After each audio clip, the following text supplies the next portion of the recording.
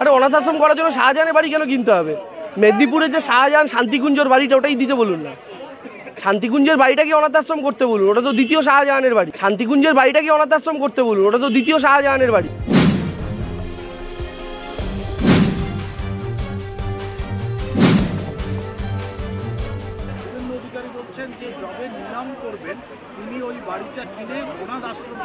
তাহলে কত পয়সা চিন্তা করুন, যে একটা রাজবাড়ি কিনে ওরকম বিরাট বড় বাড়ি একটা কিনে নেবে, কত পয়সা, কত চুরি করলে লোকের এত পয়সা হয় যে বাড়ি নিলাম হবে সেটা উনি কিনবেন, কিনে অনাথ আশ্রম করবে।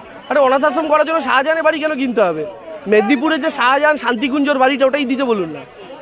শান্তিকুঞ্জের বাড়িটা কি অনাথ আশ্রম করতে বলুন, ওটা তো দ্বিতীয় শাহজাহানের বাড়ি।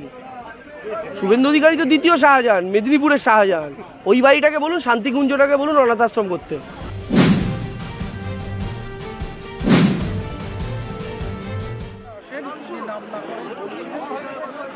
নাম না করে বলেছিলেন যে এখানকার যারা বক্তা রয়েছে বা ক্রেতারা রয়েছে তারা কখনো বেরোয়নি। সেই প্রসঙ্গটা নিয়ে বলছিলেন নন্দীগ্রাম আন্দোলনে আপনার মা বেটা কোথায় ছিল?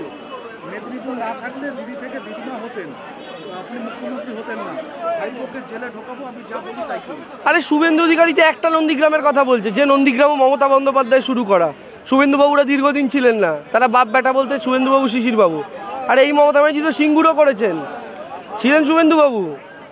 সিঙ্গুর নন্দীগ্রাম থেকে শুরু করে একের পরে ইস্যুতে মমতা বন্দ্যোপাধ্যায় ছিলেন, তিনি আন্দোলনের মুখ হয়েছেন। তাহলে তো রাজ্যের মুখ্যমন্ত্রী হচ্ছে শুভেন্দু অধিকারী হতেন, মমতা বন্দ্যোপাধ্যায় হতেন না। উনি অনেক কিছু করবেন, আগে নিজের স্টেকটা বাঁচান ভারতীয় জনতা পার্টিতে, নিজের যে অংশীদারিত্ব ভারতীয় জনতা পার্টিতে সেটা আগে বাঁচান। কারণ গোটা ভারতীয় জনতা পার্টি আপনার বিরুদ্ধে চলে গিয়েছে। আপনি পুরনো নেতাদের কাউকেই আগের জায়গায় রাখতে দিতে চান না। গোটা বিজেপি আপনাকে আগে রাখে কিনা সেই ব্যাপারটা দেখুন, গোটা বিজেপি আপনাকে আগে রাখে কিনা সেই ব্যাপারটা দেখুন, তারপরে তো আপনি সরাবেন মমতা বন্দ্যোপাধ্যায়। এই যে মানুষের চাকরি খাওয়া, মানুষকে বিপদের মুখে এসে দাঁড় করানো, এর তো একটা শেষ রয়েছে। দেওয়ালে পিঠ ঠেকলে আন্দোলনে নামতে হয়, তাই আমাদের শিক্ষকরা আন্দোলনে নেমেছেন প্রত্যেকে, আর আমাদের এই আন্দোলনের প্রতি পূর্ণ সমর্থন রয়েছে। শুভেন্দু অধিকারী আজকে বলছেন যে এসএসসি তো শুধু প্রথম খেলা, এরপরে মিউনিসিপ্যাল, দমকল, পিএসসি বাকি আছে, অপেক্ষা করুন। মানে আরও লোকের চাকরি খাওয়ার হুমকি দিচ্ছেন।